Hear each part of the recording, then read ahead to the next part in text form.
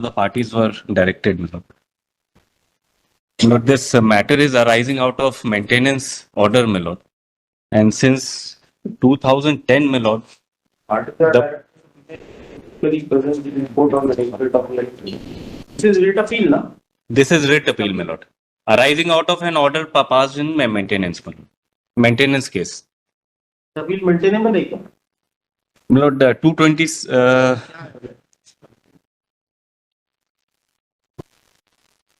फिर WP yes, my lord. WP थी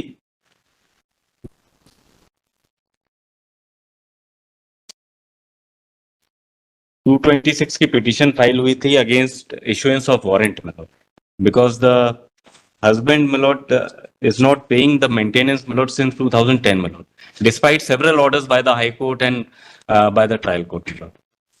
And my lord, on false averment, my lord, stay has been granted, my lord, by this honorable court, wide order dated 7/10/23, my lord. And I have filed a vacating stay application, my lord.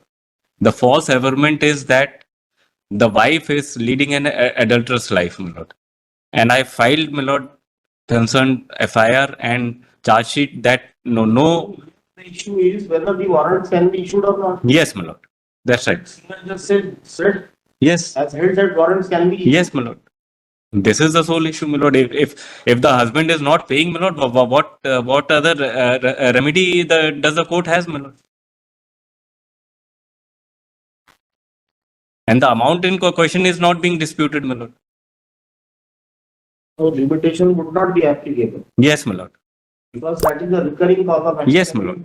Very true, my lord. Very true. And that पिछली बार तारीख पर माननीय न्यायालय ने ये फरमाया था कि पत्नी इनकम टैक्स पेयर है अथवा नहीं, तो आपने फरमाया था कि अगली बार इसका जवाब पूछ के एडजुडिकेशन नहीं होगा, वो उसका एडजुडिकेशन नीचे हो गया है। नहीं सर, पूछा गया था और आपने जवाब के लिए समय पिछले अदालत ने क्या बोला कि हमको जो लॉ मालूम है उसके मुताबिक हम चलेंगे। हाँ सर, तो अब जो आज जो इनकम टैक्स पेयर है सर आपने वारंट के खिलाफ लगाया ना? नहीं सर, ये लगाया कि ये जो आप पेमेंट दिलवा रहे हैं ये इनकम टैक्स पेयर है और जब 2005 काम करिए, आप कोई वकील साहब एंगेज करिए, वो ज्यादा लॉ समझ पाएंगे। आपको लॉ नहीं मालूम, आप फैक्ट से सर मुझे तो माननीय न्यायालय ने जो फरमाया मेरे सामने और आपने उसके लिए समय मांगा था कि अगर इनकम टैक्स पेयर है तो मैं पूछ के बताऊंगा।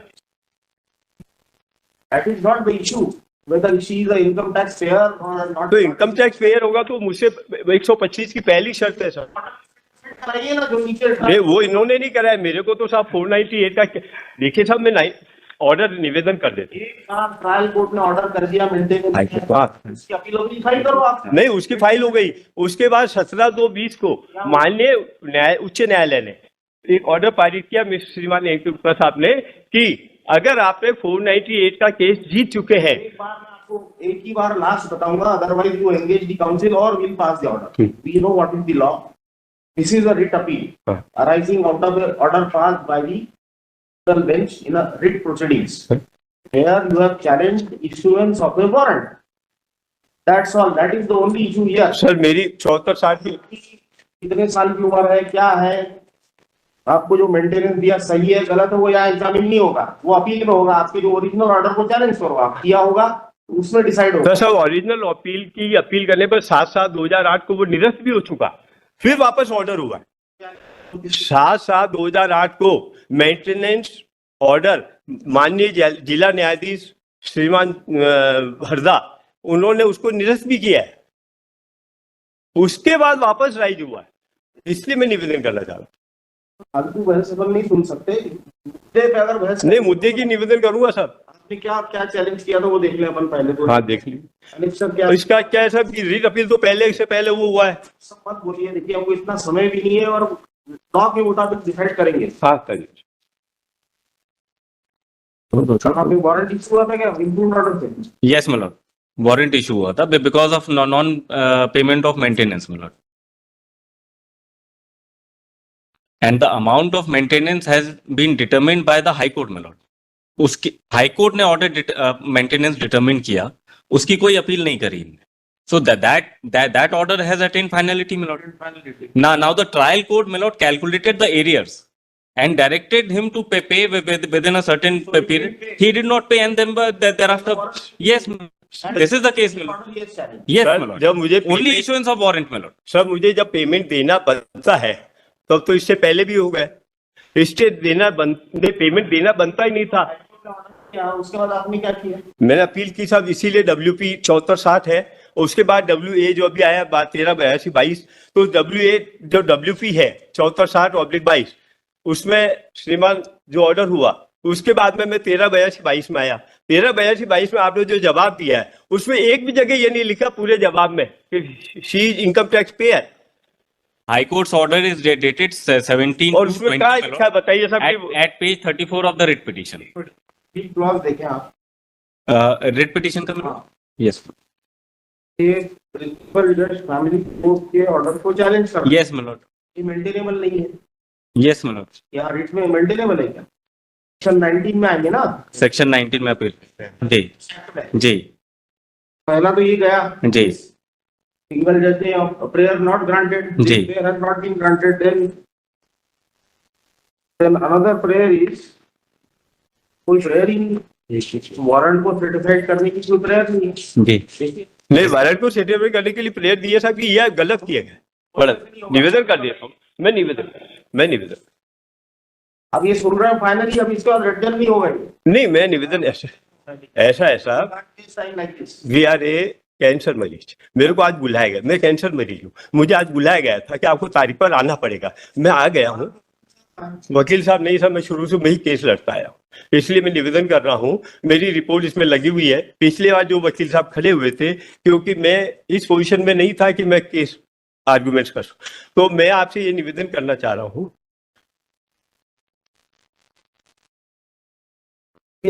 वारंट चैलेंज नहीं किया, my lord, इनने 13-2 का भी ऑर्डर देख लें। 13-2 के ऑर्डर में इनने सिर्फ टाइम मांगा था कि हमको चैलेंज करने के लिए, कि हमको रेट पिटीशन में चैलेंज करना है। वो रेट पिटीशन फाइल करी कि नहीं करी, ये भी ये नहीं बता रहे। उसी बेस पर माननीय न्यायालय ने, उच्च न्यायालय डीबी ने हमें स्टे दिया सर, इस बेस पर कि ये पैसा देना नहीं बनता है, अभी इस पैसे को रोका जाए। तो जब एक बार स्टे हुआ, वो इसलिए किया गया था, इसीलिए किया गया, पैसा देना नहीं बनता था। ये तो ऑर्डर माननीय न्यायालय भी कर देता कि पैसे दे दो। 13-2 order, my lord, is at page 17 of the writ petition. आज 10-23 का क्या ऑर्डर था इसमें? अपील को कुछ ऑर्डर था ना? My lord, interim relief grant करी थी, my lord, on false averment, my lord. Para 3 of this order may be seen. However, on hearing the party in person as well as learned counsel for the respondents, we are of the view that an interim order is required in this case, even relying on the observations made in para 8 of the order dated 17/2/2020.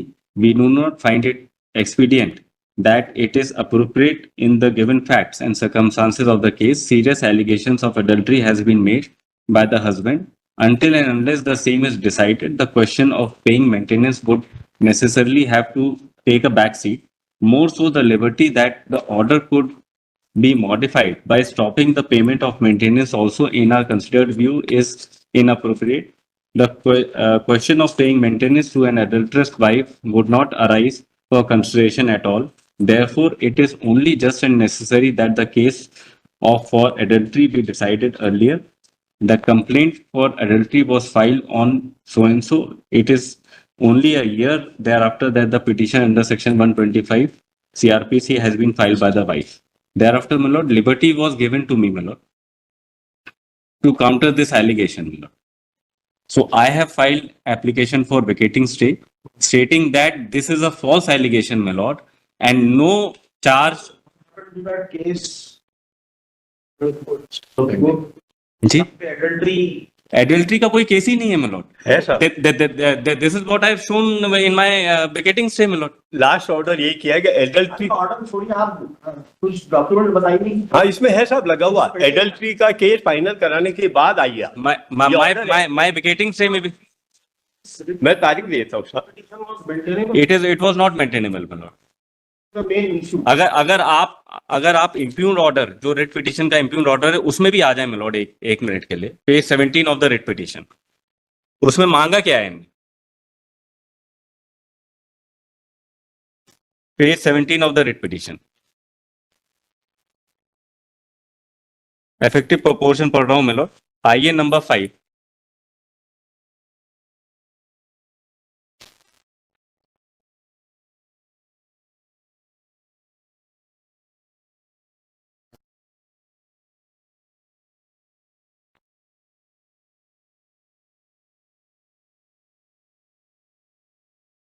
Case pending नहीं है ऐसा बता रहे हैं? सभी कहाँ? Case pending पड़े हैं। सभी केस एडल्ट्री का पेंडिंग है। पेंडिंग Adultery pending है। एक पेंडिंग है, but that is not on adultery milord, not on adultery नहीं मिलॉर्ड। मैं आपको- Why doesn't he allow me to speak, my lord? He's interrupting. अच्छा ये पैरा पेज 17 पे आ गया। Page 17, my lord. This was the impugned order in the writ petition, my lord. आइए number 5 का तथ्य ये है कि अनावेदक द्वारा सौ रुपए का चेक जमा yes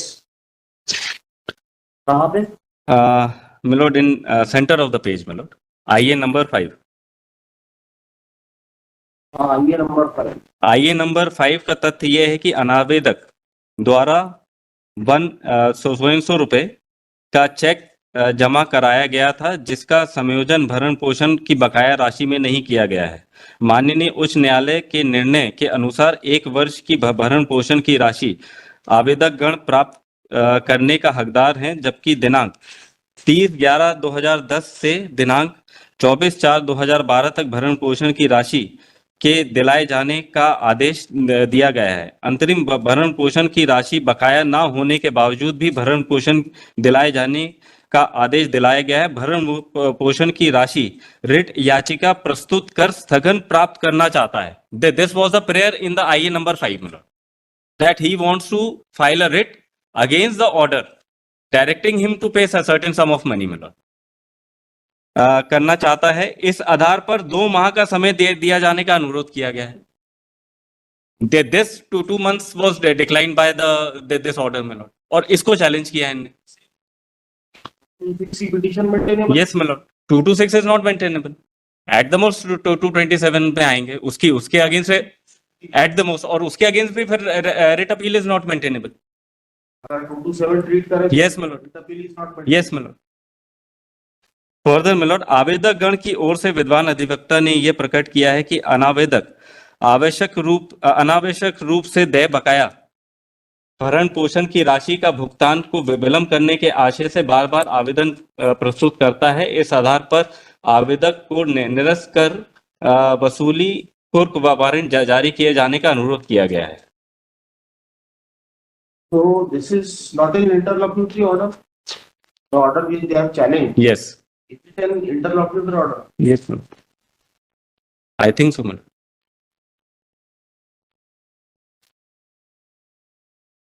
An appeal shall lie from every judgment or order. Yeah. Not being an interlocutory order of the family court to the high court, court of facts and on law. Yes milord. Section 19 बोलता है। So I think this is not. अच्छा, one of the IAs has been decided. Yes milord.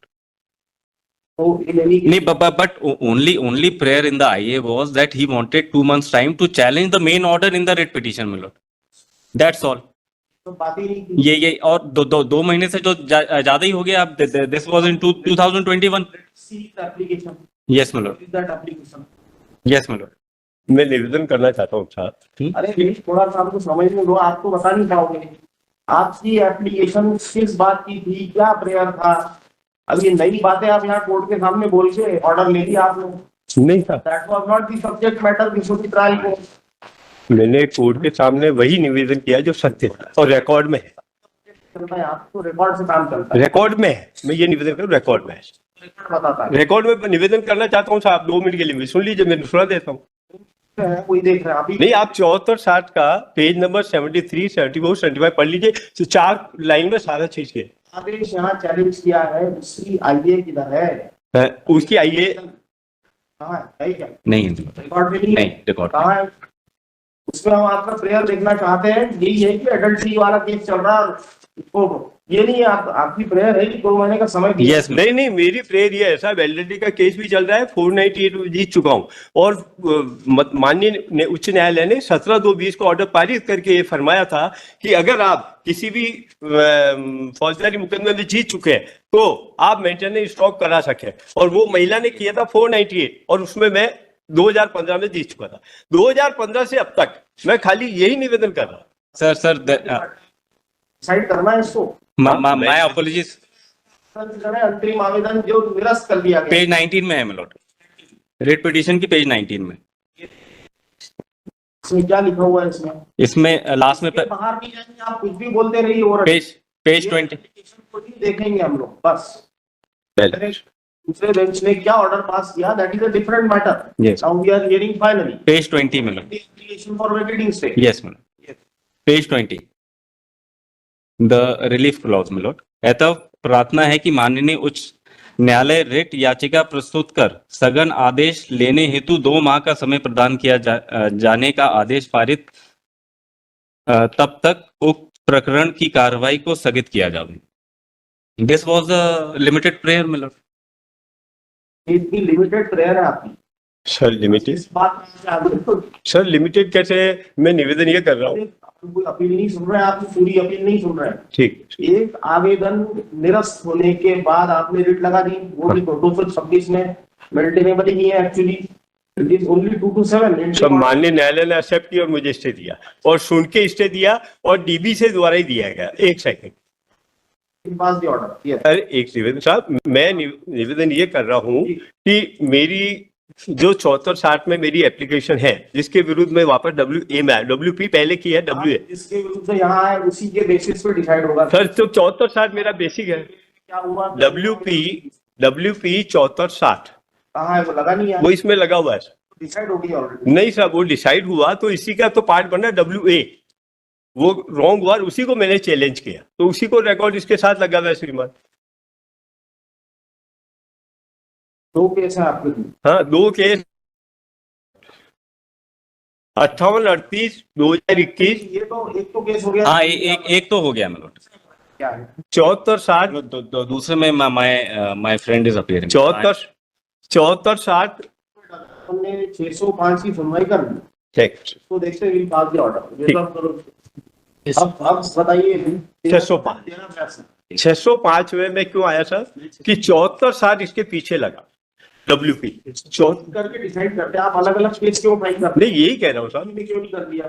605 भाई, वो अपन ने देख लिया एक order के खिलाफ है, उसको देखना है ऑर्डर लॉर्ड सिंगल जज का ठीक है या नहीं है, बस इतना ही देखना उसको। बिल्कुल सर।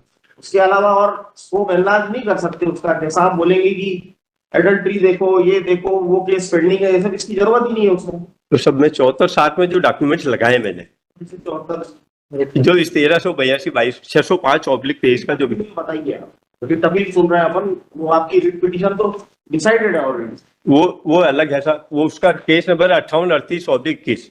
ये आपको जो निवेदन कर रहा हूँ सब ये केस है 605/23 जो WA है, और इसका जो बेसिक है वो WP है जो है 74/60/22 और उसके अंदर जो डॉक्यूमेंट गलत नंबर बता रहे हैं मिलोट, ये गलत नंबर बता रहे हैं। क्या बता रहे हैं?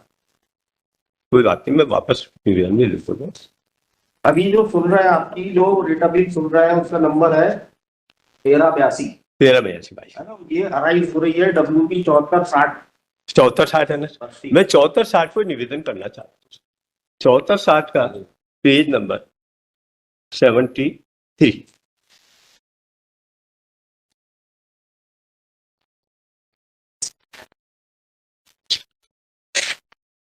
Sorry 75 para number 11। ये भी वही है, 16 एडजर्नमेंट। यस वही। नहीं, पैरा नंबर 11 है साहब। इसमें लिखा है ये सही है कि मैं अपनी शादी के बाद अपने ससुराल ब्यावर में ही रही। ये कहना सही है कि मैं 1999 से आयकर दाता रही हूँ। ये कहना सही है कि मैं अलग की आय के स्रोत का कोई दस्तावेज पेश नहीं कर रही। और सेकंड पेज 76 में श्रीमान साहब लिखा हुआ है, मुझे ध्यान नहीं कि मेरी आय 1990 से अशोक कोटाई से ज्यादा रही है। और साथ में 14 नंबर पैराग्राफ, यह कहना सही है कि मैं शादी के पहले शेयर मार्केट एवं यूटीआई का व्यापार करती थी। श्वेता कहा कि मैंने शेयर मार्केट एवं यूटीआई में पैसा लगाया था। यह कहना सही है कि मैं अपील थोड़ी सुन रहे हैं, अपील के खिलाफ थोड़ी। सर डब्ल्यूपी जो है मेरा, आधे पन्ने का आवेदन, उसके खिलाफ आप यहाँ आए हुए हैं। हाँ सर, टाइम मांग रहे थे आप वहाँ पे। नहीं टाइम नहीं मैंने मांगा सर। ठीक है, अब आपको आवेदन पढ़ के सुनाता हूँ। आप मैं कैंसर मेरी था, मैं इतना तेज अभी भी नहीं बोल पा रहा हूँ, पर चूंकि आप फरमा रहे हैं वो बोल पा रहा हूँ। पर मेरा निवेदन ये है कि अगर वास्तविक रियल डॉक्यूमेंट जो रिकॉर्ड में है वो तो श्रीमान निवेदन करूंगा ना। तो देखने की जरूरत ही नहीं है। आपने क्या एप्लीकेशन क्या लगाया? रिजेक्ट कि- चाहिए। Number 2, moved by the present petitioner seeking adjournment of the proceedings pending before the learned family court. Yes, अब ये लर्नेड सिंगल जज बोलते हैं, I have finished the order refusing to adjourn the matter in regard to recovery of arrears of maintenance payable to the wife and children merely on the ground of pendency of some other criminal case। तो आपको time देने से इनकार कर दिया, बस उसके खिलाफ आप यहाँ आ गए। ये पहले का ऑर्डर है। पूरे अलग अलग फैक्ट्स बता रहे हो, तो आपको टाइम सही दिया, सही रिफ्यूज किया कि नहीं किया, इतना देखना है हमको बस। हाँ वही तो निवेदन मैं कर रहा हूँ सर। तो वो जब निवेदन कर रहा हूँ कि जब वो उन्होंने गलत निर्णय दे दिया, मुझे टाइम मैंने किस लिए मांगा? गलत निर्णय दे दिए तो उसकी अपील होती है। नहीं कर रहा हूँ सर, WA इसीलिए 605 जो है, WA में आपने सिर्फ वो आगे 1382 चैलेंज किया है बस। हाँ तो मेंटेनेंस देने का वो यहाँ नहीं चैलेंज है। नहीं है सर, देखिए पढ़ देता हूँ अरे सब देख लिया, इतना आपको बिना बोले बिना पढ़े बोलते ही नहीं हमने। सर। मैं निवेदन कर दूं?